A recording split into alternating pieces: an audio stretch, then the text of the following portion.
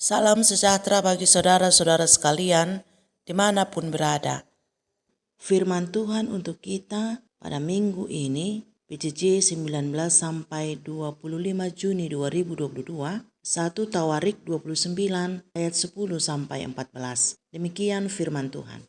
Lalu Daud memuji Tuhan di depan mata segenap jemaah itu. Berkatalah Daud, "Terpujilah Engkau ya Tuhan, Allahnya Bapa kami Israel, dari selama-lamanya sampai selama-lamanya. Ya Tuhan, punyamulah kebesaran dan kejayaan, kehormatan, kemasyuran, dan keagungan. Ya, segala-galanya yang ada di langit dan di bumi. Ya Tuhan, punyamulah kerajaan, dan Engkau yang tertinggi itu melebihi segala-galanya sebagai kepala. Sebab kekayaan dan kemuliaan berasal daripadamu, dan Engkaulah yang berkuasa atas segala-galanya. Dalam tanganmu lah kekuatan dan kejayaan. Dalam tanganmu lah kuasa membesarkan dan mengokohkan segala-galanya. Sekarang, ya Allah kami bersyukur kepadamu dan memuji namamu yang agung itu. Sebab siapakah aku ini dan siapakah bangsaku, sehingga kami mampu memberikan persembahan sukarela seperti ini? Sebab daripadamu lah segala-galanya, dan dari tanganmu sendirilah persembahan yang kami berikan kepadamu. Sampai di sini firman Tuhan. Saudara-saudara yang dikasihi Tuhan Yesus Kristus, tema PJJ untuk kita minggu ini, harta dan kekayaan dari Tuhan. Siapakah dari antara kita yang tidak ingin menjadi kaya? Dapat dipastikan hampir semua orang ingin menjadi kaya. Sebab dengan harta dan kekayaan, banyak kemudahan dan kesenangan yang bisa didapatkan. Dengan harta dan kekayaan, banyak persoalan yang mudah diselesaikan, dapat menikmati makanan dan wisata yang diinginkan. Tidak harus berlelah membanting tulang mendapatkan apa yang diinginkan, dan lain-lain. Walau memiliki harta dan kekayaan tidak selalu menjamin, sebab justru karena harta dan kekayaan ada banyak keluarga yang hancur berantakan. Banyak perempuan yang bersuamikan laki-laki kaya makan hati karena suaminya mencari perempuan lain memuaskan egonya. Kekayaan juga tidak menjamin umur panjang karena banyak yang kaya mati duluan. Kekayaan juga bisa menjadi penyulit seseorang masuk ke dalam kerajaan Allah. Yesus pernah mengatakan ini kepada orang muda yang kaya yang ingin ikut Yesus. Tetapi karena ia disuruh menjual hartanya yang banyak itu, ia tidak mau. Sehingga Yesus berkata kepadanya, "Alangkah sulitnya seorang kaya masuk ke dalam kerajaan Allah.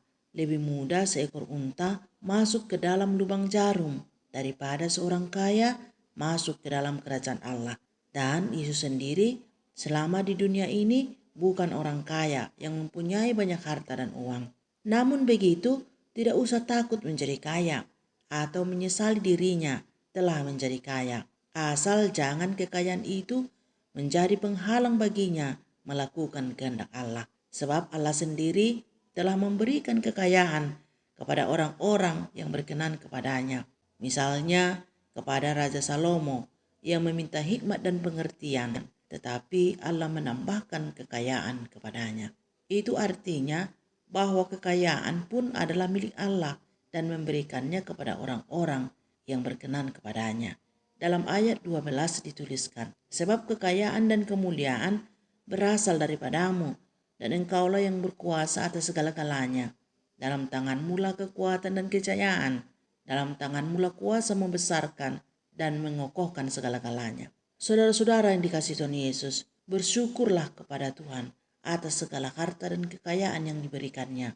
Tolonglah orang-orang miskin dan jangan menindas atau memeras orang miskin hanya untuk mendapatkan kekayaan. Jangan melakukan pesugihan atau memakai guna-guna untuk mendapatkannya. Sebab kekayaan yang seperti itu tidak membawa kesejahteraan hidup. Yang terpenting, berikanlah persembahan syukur ke rumah Tuhan untuk membangun rumah Tuhan. Sebab harta yang dimiliki berasal dari Tuhan. Dituliskan dalam ayat 13-14.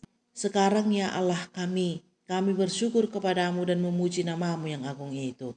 Sebab siapakah aku ini dan siapakah bangsaku, sehingga kami mampu memberikan persembahan sukarela seperti ini?